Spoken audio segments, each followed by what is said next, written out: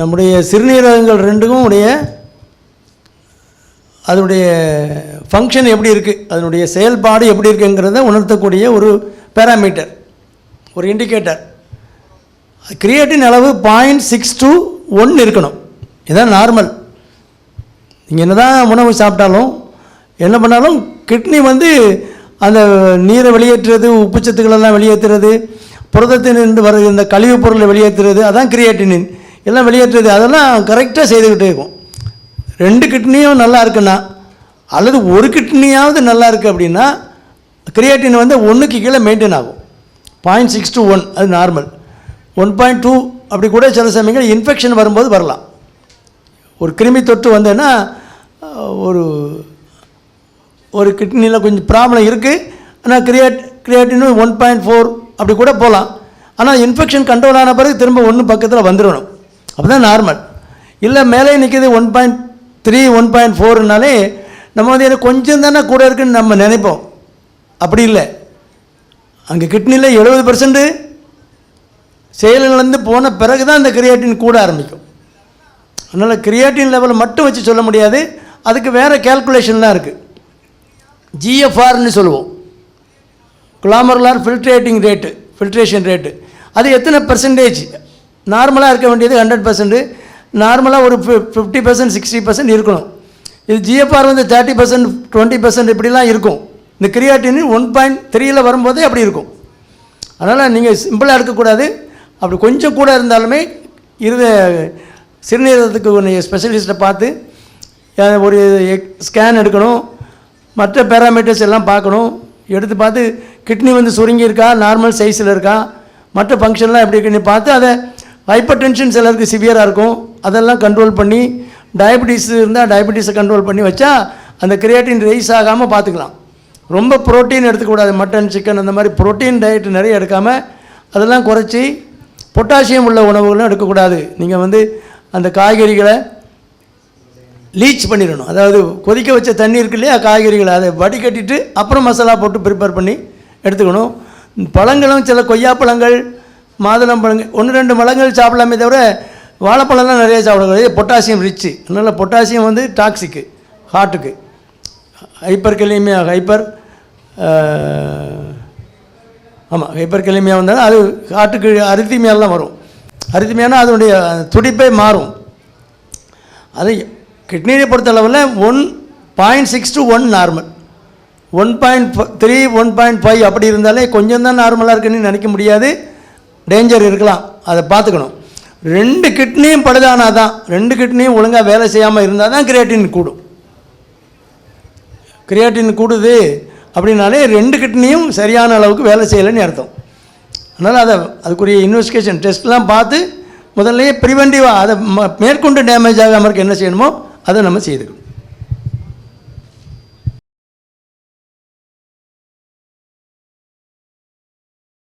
Shoe போட்டு நடக்கிறது ஏன்னா பிளான்டார் ஆர்ச்சுன்னு ஒன்று இருக்குது. நீங்கள் காலில் பாருங்கள், இப்படி ஒரு ஆர்ச் மாதிரி இருக்கும்.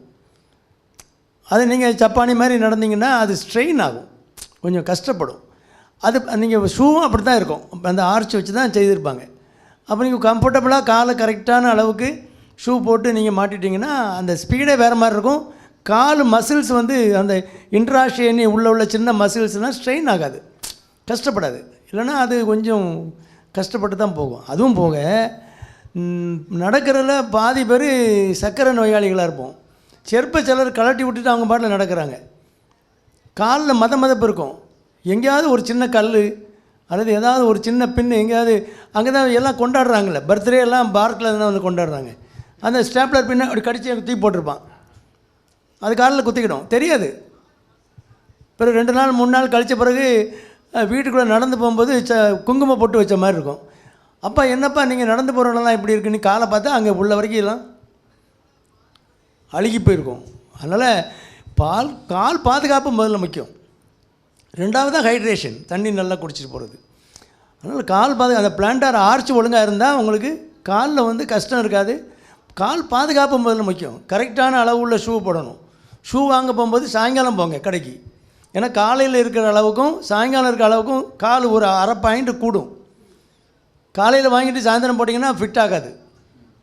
அங்கே போட்டு பார்த்து நடந்துட்டு அப்புறமா சரி நடக்கட்டும்னு வாங்க. அதனால் ஷூ கரெக்டான ஷூ வாங்கிங்க. அது ரொம்ப பெரிய 3000 4000 அப்படி வாங்கணும்னு அவசியமே கிடையாது. அந்த 1000 ரூபா பக்கத்தில் இருக்க ஷூ போட்டாலே போதும். அதே 1 வருஷம் 2 வருஷத்துக்கு வரும், தாராளமாக வரும்.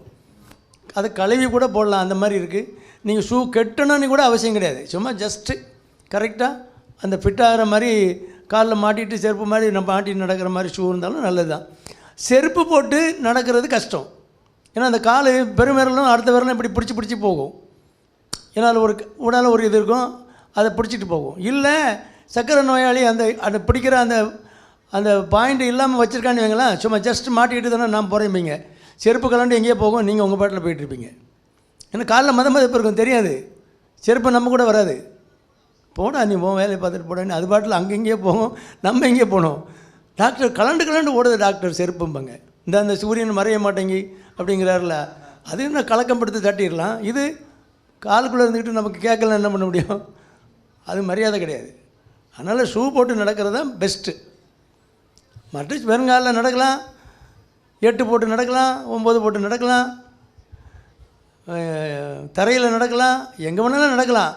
கால் பாதுகாப்பு முக்கியம் இல்லை. 100க்கு 80 பேர் நடக்கிறவங்களுக்கு சர்க்கரை நோய் இருக்கும், அப்புறம்தான் நடக்க வருவாங்க. அதனால் கண்டிப்பாக கால் பாதுகாப்பு முக்கியம். காலை நீங்கள் ஷூ போடுறது பெஸ்ட்டு, அவ்வளோதான்.